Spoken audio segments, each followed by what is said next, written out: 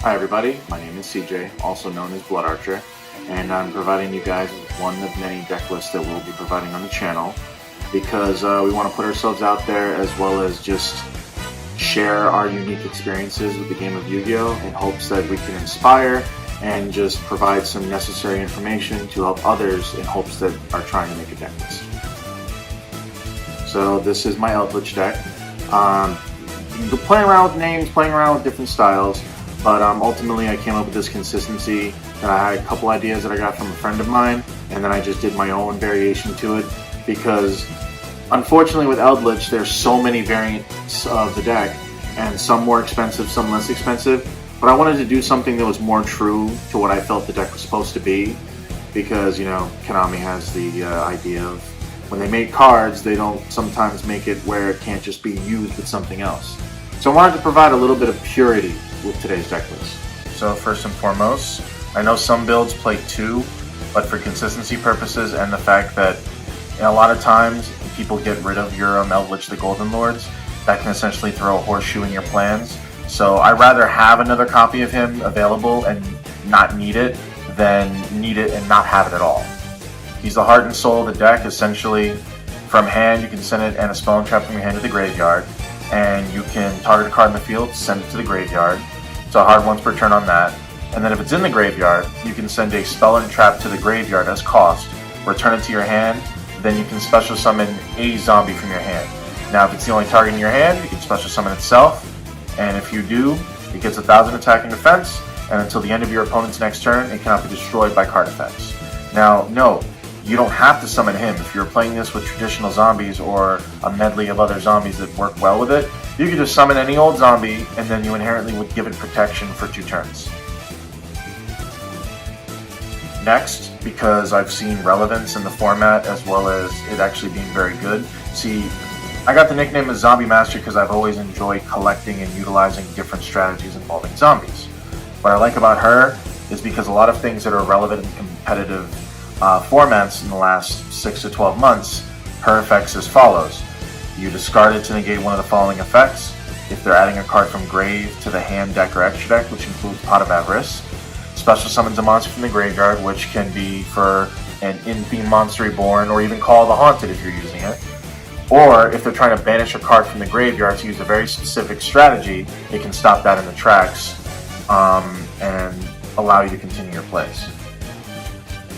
Now, I usually don't like using hand traps, but the reason why I have this deck in particular is because it utilizes, instead of just making this board where your opponent cannot play the game at all, I like tempo-based strategies.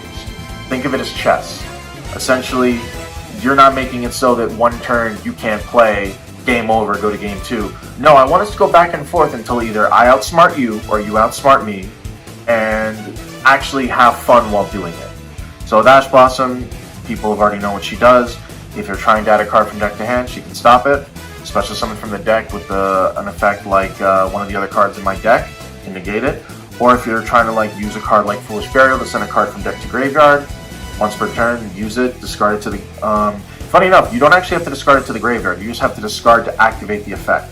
So if they have something like Macrocosmos, you can still utilize her. Only issue is, let's say you wanted to utilize her later, she's no longer in the graveyard, but she's still very useful for this format. Now, because this is a trap-based deck, and I was tinkering around with it a lot, I'm actually using Lilith, Lady of Lament. I like her simply because I don't really, in this version, need a normal summon ever. And sometimes I don't even have to special summon on the first turn. But with her, normal summon, she becomes 1000, that's kind of irrelevant. But a quick effect, I contribute a dark monster, including herself, reveal 3 normal traps from the deck, and my opponent chooses one at random. Now the funny thing about that is if you would reveal 3 of the same card, which you can legally do, you're essentially just getting one of your cards straight from your deck set to your field. So she's very good for that. She's a hard once per turn, but she's very useful in the strategy. Next we'll go on to spells. The Cursed City of El Dorado, or as it's named here, Cursed Eldland. First effect, cannot declare an attack except with zombies. Doesn't really come up in this strategy too much, and worst case scenario, I can remove this from the field if I really need to use something that's not a zombie to do something. Once per turn, use the following effects each. Pay 800 life points, which is a cost, add either Eldritch the Golden Lord, because it's the only main deck Eldritch monster that's not a trap, or one Golden Land spell trap from deck to hand. So essentially gives you access to either him directly or his minions that allow you to go for plays. And if it's sent from the spell and trap zone to the graveyard, you can send one Eldritch or Golden Land spell and trap from your deck to the grave. So remember I was saying earlier about how you could utilize him from the grave and get it back to revive him?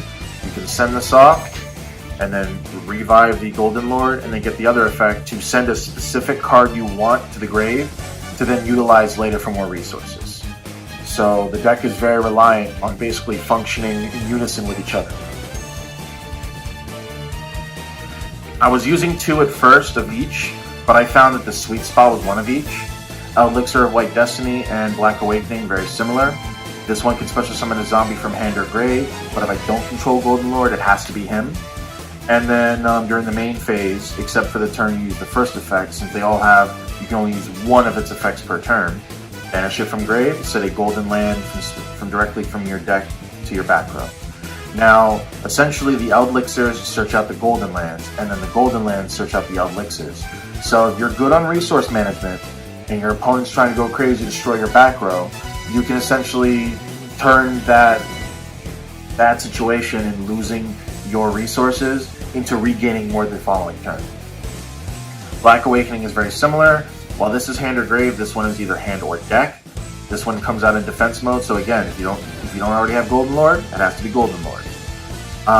They also both share the same clause that you cannot special summon monsters for the rest of the turn you activate this, except for zombies.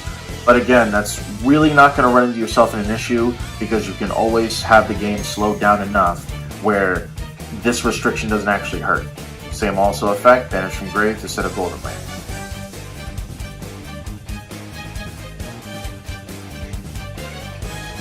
Next, for I play 1 of, I missed this being at 3, because when this was at 3, I could essentially play different variants of my favorite type in the game, which is zombies, and not have to worry as much about hand traps. Or, if my opponent's trying to do something very specific, like Monster Reborn a boss monster to get rid of what I'm trying to do, I could just go, you chose your target, activate, remove from play, cannot be used until the end of the next turn. If this card was at 2 or 3, I'd honestly play it. Next for 3 ofs, Triple Book of Moon. Now this has double utility, because later as I'll show, the Golden Land spells and traps are both traps and can also come out as monsters. This is very useful if you know what your opponent's going into. You can stop them in their tracks before they make a key synchro play, XYZ play, and in some cases link play as well. Like they all require some form of setup. Or I can use this on one of my Golden Land spells and traps, in this case my traps. It resets it to my back row to be used again. So very useful and very versatile. Now, there's some controversy when coming to use this card, because I've seen some other builds use Extravagance. Wonderful card, but I actually like having the ability that if necessary to use my extra deck. Sometimes I don't even have to go into it, but again, I'd rather have it and not need it than need it and not have it at all. Because certain strategies, you might have to go into a play that goes out of the realm of the normal to essentially try to one-up your opponent. Activate the top 3 cards. You get to show both your opponent. No, they can't Ash Blossom this, unfortunately, because it includes an effect to add to your hand. And you can add one of those to your hand. Your deck shuffled, but you can't special summon monsters during the turn you activate this. Very rarely does this restriction actually hurt, because worst case scenario, I can just set up for my opponent's turn to actually go off and special summon. I don't actually have to rely on my special summon all the time. Very rarely does that actually benefit me. Now that's it for the spells. On to the traps. 3 copies of Elixir of Scarlet Sanguine. This is your main way to get out Eldritch the Golden Lord, or if you already have him on the board, another zombie monster. It special summons a zombie from the deck or grave, but it has to be Golden Lord if you don't already have him on the board.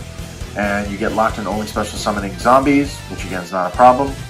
And then basically after the turn you activate this first effect, at any point afterwards, it doesn't say specific phase, I believe it's only during your turn, or actually no, you can banish this on any player's turn and essentially get a Golden Land spell and trap directly from the deck set to your back row.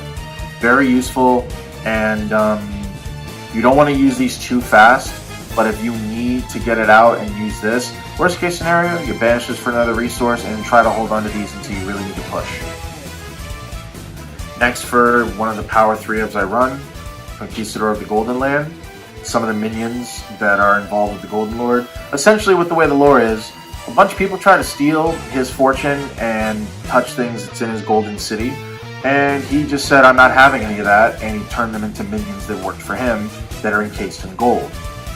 Special summon this as a normal monster, Zombie Light level 5, 500 attack, 1800 defense. It's also still a trap card. It's just not in the back row anymore when you summon it as a monster.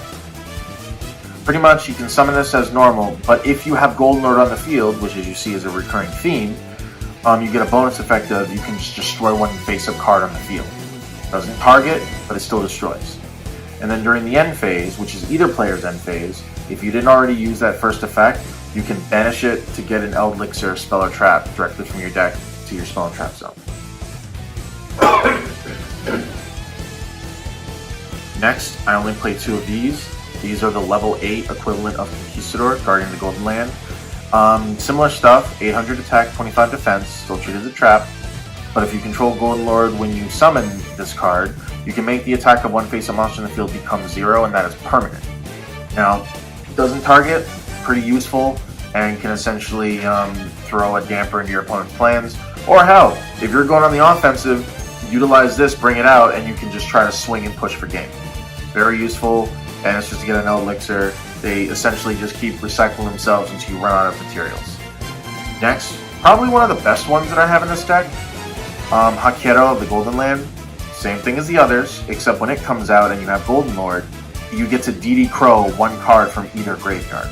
Very essential, because if your opponent's doing something very specific that requires graveyard, or requires, let's say, 3 dark monsters in grave to summon Dark Armed Dragon, you can just go, yeah, no, before you summon that, because I know you searched it, activate, banish, and then you're instead of running actual DD Crow, this is essentially a searchable DD Crow. Pretty useful. Same thing, you can use its other effect during the end phase, except the turn you activate the first effect, banish to get an Elixir, spell or trap. Now next, I utilize 2 counter traps. Well, I use more than that, but these are searchable counter traps. Essentially, you can search for these with the other cards. When a spell, trap, or monster effect's activated, Golden Land Forever states, while you control an Eldritch monster, tribute 1 zombie, which is cost, negate the activation of that card, and if you do destroy it, you can only activate 1 per turn. Which, funny enough, means that if they negated this one and you have this one set, but they negated activation of this, you can legally activate the second one and try to outmaneuver your opponent. Pretty useful. I'm almost always going to have one of my trap monsters on board, so the cost is really not even a thing. Now next, my other targets that I have for Lilith, triple copies of Torrential Tribute. I want to get these upgraded with rarity at some point. These are my older ones. Essentially, you can search this out using Lilith, or you can draw into it and set it. People surprisingly don't see this coming unless you search for it. When a monster is summoned, doesn't matter how, destroy all monsters on the field. Because I have so much recurability and recyclability, I don't mind losing 1 to 2 monsters if my opponent's power play of, let's say, 3, 4, 5 monsters goes bye-bye. And it's also not restricted to once per turn, so if I have multiple set, and let's say they negate the first one, I could just utilize the second one. And again, unless I search for it with Lady Lilith of Lament, they're not really going to see it coming. And then last but not least, for the main deck, triple copies of Solemn Judgment. The thing is, life points don't really matter in this deck because it's based on a tempo. The fact that you can always pay half your life points, I'd rather negate your summon or spell or trap that could essentially screw me permanently, and provided you start at 8,000, you go to 4,000, you go to 2,000, you go to 1,000. But the fact is, you can always pay half. And a long time ago, I actually utilized these in another strategy, and I got myself down to 50 life points, but I still won the game because it allowed me to push. So that's why it's still a very important card. I feel, honestly, if you're using this variant of the build, I'd highly recommend using a combination of either this, you could probably take out the torrentials and maybe use strike if that's what you prefer, but I like this a lot because it can take care of very specific problems, like the summoning of Verda Anaconda before they can pay 2,000 and summon Dragoons and make you go sad face. That's it for the main deck. Next, we'll go into this, the extra deck, and my side deck explains on why I have certain choices in my extra. One copy of Draco Nether Soul Dragon. This requires 2 zombies to make. It's a good super poly target. Whatever he battles cannot be destroyed by battle, but it generates a token with the same stats as what its attack was, and the attacking monster that I attack becomes 0. And it's pretty good because it can close out games and it's good for OTKing. Another super poly target, Starving Venom. A lot of powerful monsters that exist now are dark. That's just a fact. Yes, we have good strategies like Drytron with Light, but a lot of times I've seen that not having this could have been the difference between me winning and losing. When it's summoned, target opponent's special summon monster, he gains that attack. I can also target a level 5 or higher monster my opponent controls to the end of the turn. I replace this monster's effects with that to the end of the turn. That can come up, don't really use it that much. Oh, and if you decide to destroy me, while he's still considered a fusion summon monster, meaning he didn't leave the field, I can destroy all my opponent's special summon monsters. That does come up a lot. I would crash into my opponent and go, that's fine, I'm dying, but so are you. I also run Invoke Elysium. 1 invoked monster plus 1 monster special from the extra deck. Against Invoked Shadal Dogmatica, very niche, but I can turn their Mechaba and something else they have that can potentially ruin my day into this. She inherently shares all attributes except Divine. Once per turn into the player's turn, target 1 invoked monster you control or in your grave, banish it and all monsters your opponent controls with the same attribute as that monster. Because it shares all base attributes, I just go, okay, cool, your turn, you're trying to do this. Banish you, and you that share all my different attributes, go away. Leave me alone. Now, last but not least for the super poly targets, I have Borreload Furious Dragon. Just takes 2 Dark Dragons to make, which means Dragon Link has a problem sometimes. Quick effect, it's like Scrap Dragon, where I can target a monster I control and one card my opponent controls, destroy both of them. The graveyard effect isn't relevant, but I can banish it from grave, target a Dark Link in my grave, special summon it, but I cannot activate its effects this turn. It has possibility of actually being usable, but it's not really necessary. Next, for my XYZs, the rank 10 Sky Palace I can't spell. Effect, detach material, target a card my opponent controls, destroy that target, and if I do, inflict 1,000 on my opponent. You can only use the effect of Sky Palace once per turn, cannot attack the turn you activate it.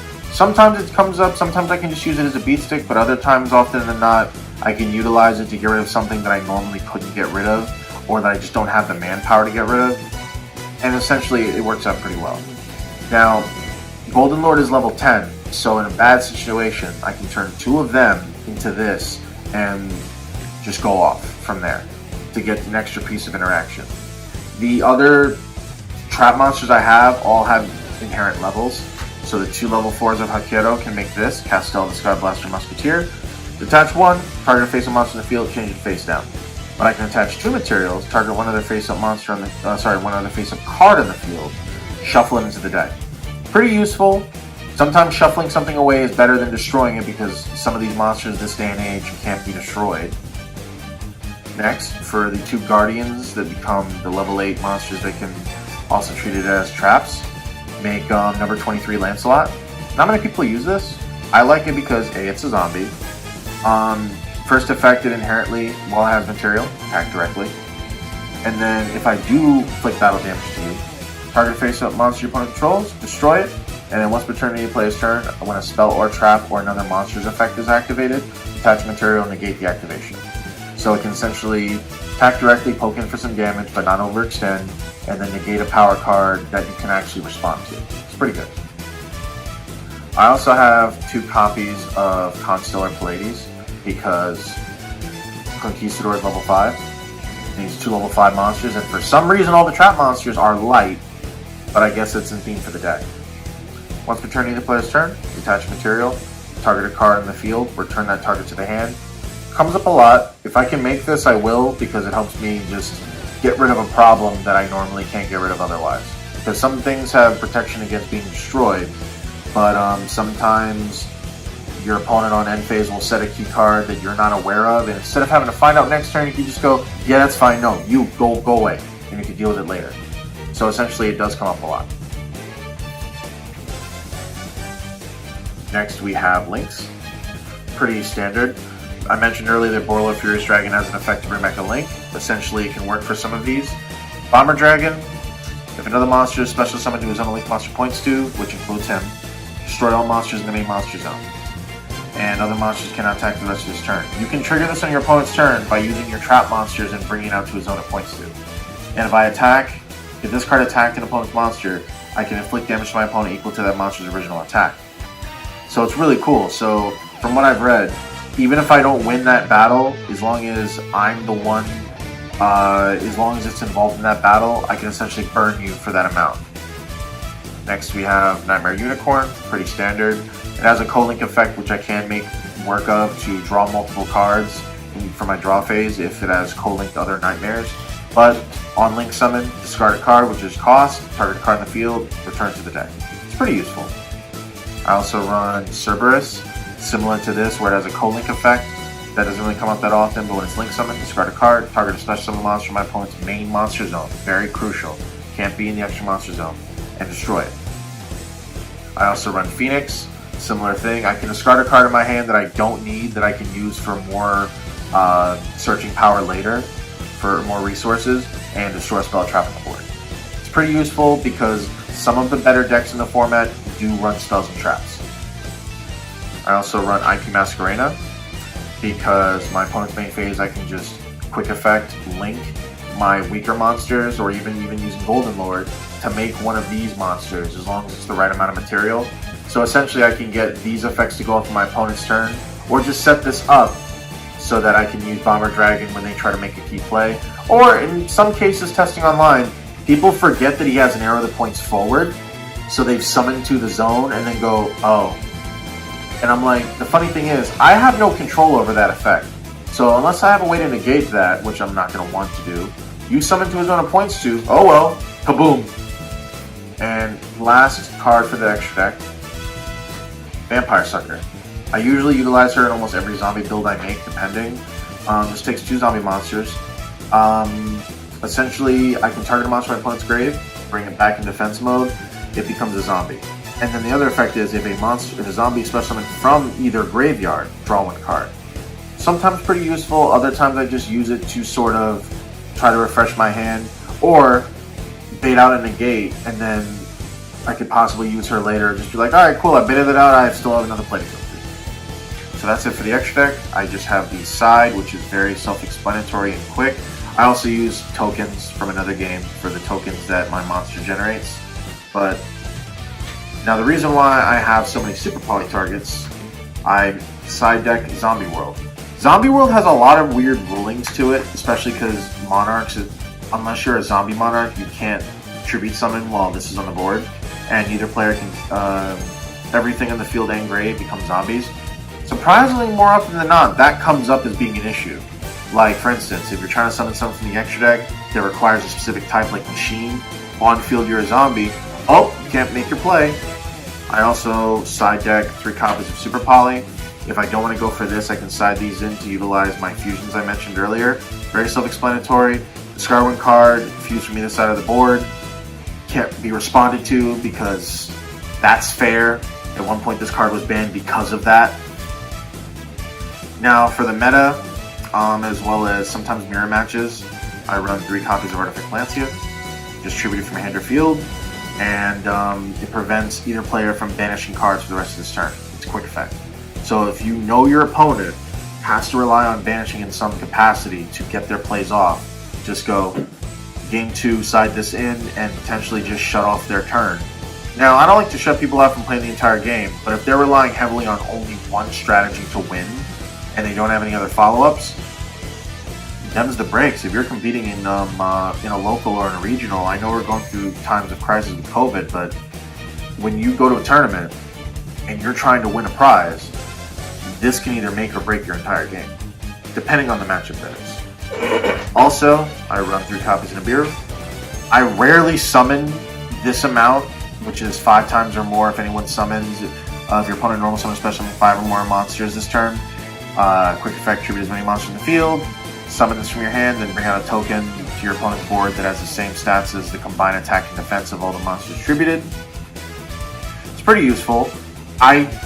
People have realized when they're main decking this that this deck doesn't need to summon that amount of time, so they wind up siding this out because they're like, it's pointless. But for me, I know I don't really lose much because I can always revive my stuff from the graveyard. I don't need to have as many monsters on board. So if a problem comes and I need to use this, I will use the card that killed the dinosaurs. I'm not afraid of that. Last but not least, again, I don't initially really need my normal summon, so in this case, if I really don't feel like having to go through the route of Lilith, I can side her out and play this. This actually came up on Saturday. I was playing another deck that runs this in the main deck, Unchained. In the future, you might see that. Essentially, you lose your normal summon for the turn, but you can just special summon this to your opponent's board by attributing 2 monsters they control. Yeah, you lose the ability to normal summon or set the turn you summon this card, and once per turn during your standby phase, take 1,000. So because this is on your opponent's side of the field, after you've already cleared their board and made your play, if this is still on their board, they're going to take 1,000 just for measure. Oh, you summoned a monster that can't be targeted or destroyed. Oh my god, you have this card that also negates anything? Just going to escort these guys to the graveyard. Merry Christmas, Happy New Year. So, yeah, that's my deck list for my cursed El Dorado deck. And it's a very unique build. I got some ideas from other people that have been playing the deck longer. But zombies have always been my favorite thing to play, most fun. And at one point, Golden Lord, because of the secondary market, rose all the way to $150. So as much as I wanted to build the deck, I waited. And as soon as this card got announced as a reprint, which I knew was an inevitable, I finished making the deck, and I've been happy ever since. Tinkering around with the formula, trying different strategies, but ultimately I like this variant because it allows the game to go back and forth, and there is no 1 or 2 cards that prevents my opponent from playing the entire game. But it's a matter of, we're going to play a chess match. That's usually my style when it comes to playing Yu-Gi-Oh! And if you can outsmart me, you got me, you beat me. But if you can manage to not keep up with the moves I'm laying down and the strategy I'm using, then I'm just going to outright beat you. Strategy outwits anyone who thinks they can throw their MasterCard or credit card in attack mode and end their turn. Money does not equal skill. And that's what I'm hoping that me and the rest of my team can show you guys with our variant ideas, done research for our deck profiles, and we can show you that if money's an issue and you're on a budget, you can still potentially make something, have fun, as well as actually win a game and not feel like you were being cheated because you didn't drop $100 or you didn't drop $200. I want everyone to feel that they can take these ideas, if they want to improve on them or do differences, cool, I'm all for it. And please, feel free to comment or subscribe and show us the different ideas you guys have. But all we're trying to do is promote positivity and showing that there's another way to play the game other than just spending exuberant amounts of money. Anyway, this was CJ, aka Blood Archer. See you guys next time.